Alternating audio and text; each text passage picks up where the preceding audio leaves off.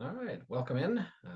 We're going to be looking through the Module 9 material, and we're starting not here. We're starting with exponential growth. Right. So we'll take a look at exponential growth, and then we're going to look into half-life. So with our exponential growth, let's dive into it. A highly contagious virus is easily spread from person to person through casual contact. It is estimated that if a person has the virus, they will infect two others before they get well. What does this mean in terms of the spread of the virus?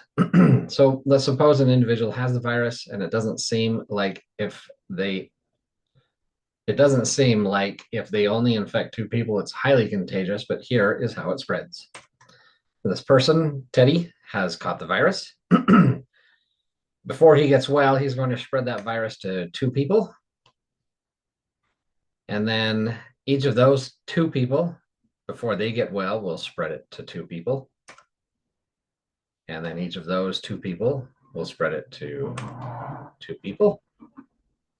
And then each of those will spread it to two people, and so on and so on. And so after just 1, 2, 3, 4, 5 iterations of this, we have a fairly large group of people to which this virus has been spread. The next iteration causes 64 total sick people. In about 12 iterations, there's 2,048 sick people, right? So it gets rather quick later on. First, two people, no biggie, but then 2 becomes 4, becomes 8, 16, 32. And this is what we call an exponential spread or an exponential growth. Exponential growth uses a formula that looks a little intimidating, but once you see how it works, it's rather simple. The equation, the population, or the number of people in this case that have been sick or infected or whatever, what have you, is equal to P, where P is our starting population multiplied by 1 plus R raised to the T. So this would be like if we're looking specifically for population growth, this is the population at time t. This is the population when we started the counting, when we started the experiment, or the population as it is perhaps right now. And then we'll have some growth rate here. And then the time, t. Now you can reword this however you want. You can rewrite this as the number of sick people is S for the number of sick people that you started with, multiplied by, I can't tell where my mouse is, 1 plus R, and then that raised to the T. And again, while it sounds difficult to use, it's not. We'll play with it and we'll look at bacteria growth. So bacteria colony grows by 45% every hour. Initially, there are 1,000 of this bacteria on a doorknob, and a nurse picks up 200 by touching the doorknob. 150 of those are transferred to a patient. What does this mean in terms of spread of the bacteria, assuming the nurse does not wash their hands? Okay. So we have our equation, population, 1 plus R raised to the T, and we can identify there's a bunch of numbers there. The important number was 150 of those bacteria ended up on this patient. So P, my original population on the patient, is 150. We are also given a rate at which these guys spread of 45% every hour. So we identify this growth rate as 45%. That is R equals 0.45. So I plug in this information, right? 150 multiplied by 1 plus 0.45 and then raised to the T, right? Because that 45% is hourly, T should be in hours. And it's in hours because this was an hourly increase.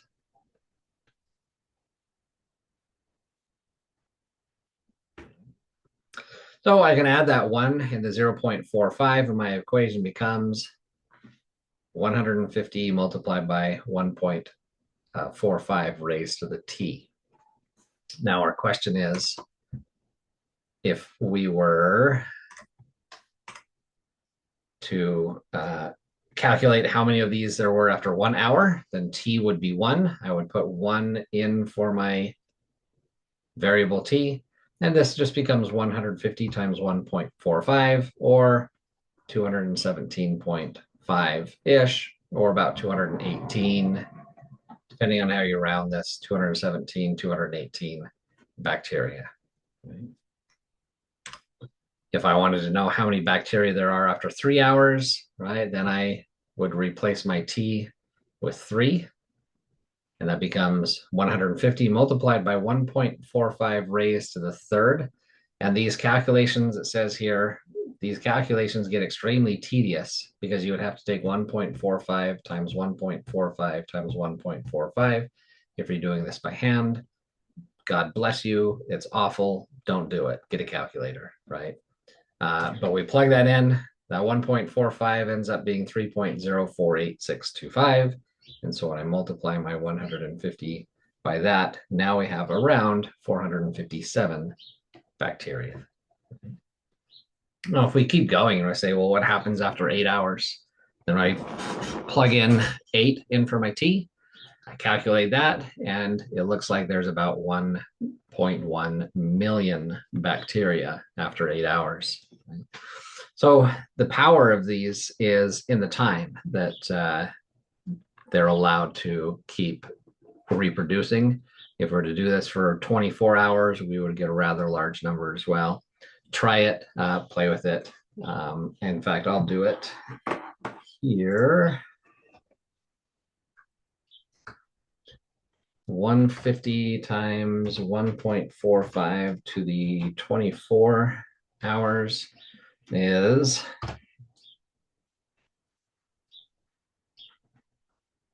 150. Oops, where's my pen? That's not helpful. Pen. I get 150 million.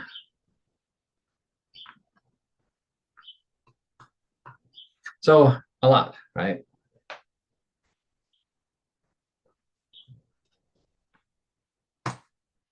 We can also look at what is called exponential decay, and this is when a population decreases rather than increases.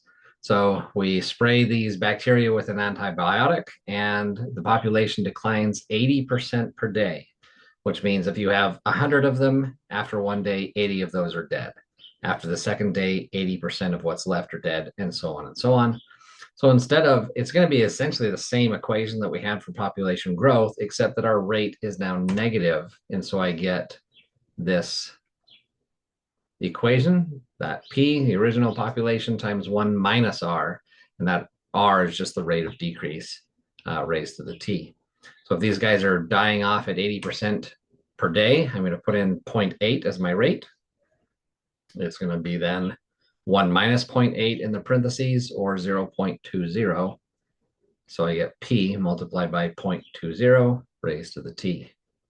If I want to figure out how many bacteria are left after 3 days, I plug in my 3 in for my time. 150, we started here at 1,500,000 perhaps in a body, and we let the antibiotics run for 3 days, and then we only have about 12,000 left at the end of those 3 days.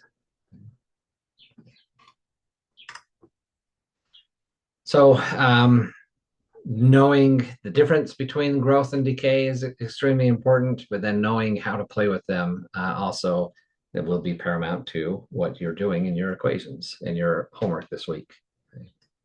So let's look at half-life, right? Half-life is an amount of time. So half-life is the amount of time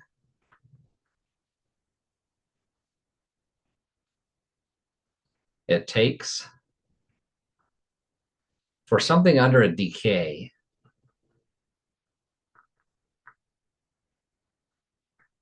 something, let's say, experiencing decay,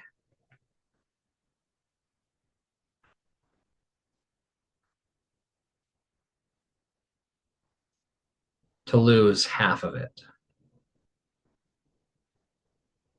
of whatever it is, for half of the bacteria to die out, for half of the uranium to deplete itself in nuclear reactions, whatever the case may be, it's the amount of time for half of that to be dissipated. And that's a very regular calculation. If I even start with billions and billions of bacteria, after this amount of time, whatever this half-life is for that bacteria, let's call it 2 days. After 2 days, I'll end up with half of what I started with, whether it was a billion, a trillion, or 50, right? And then another half-life, another unit of time that is this half-life later, I'll lose half of what's left. And then another unit of this time, 2 days, I'll lose half of what's left again. And so it's just very regular time. Of course, as we get smaller and smaller values, right, 10 values, you might not lose exactly half of them anymore because there's a lot more variability with smaller sample sizes. When I get down to 2, your half-life may get a little wonky for the last, 1 to disappear. And then technically when you only have 1 left, how do you lose that last 1? You have to lose all of it at some point. So again, this is very much broad, law of large numbers type math here. But for the most part, it still is very valid.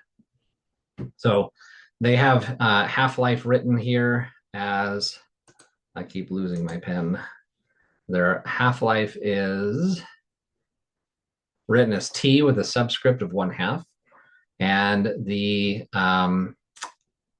amount of whatever's left, drug or bacteria or whatever it is however much you started with. So we talk about this in the terms of dose. So the amount of drug that's in the system is the initial dose multiplied by 1/2, raised to the amount of time that's passed divided by the half-life time.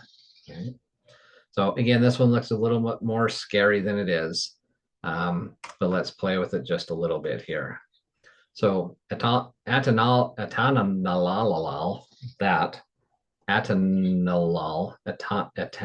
that, okay, I'll never pronounce that right, but a beta blocker has a half-life of 6 hours.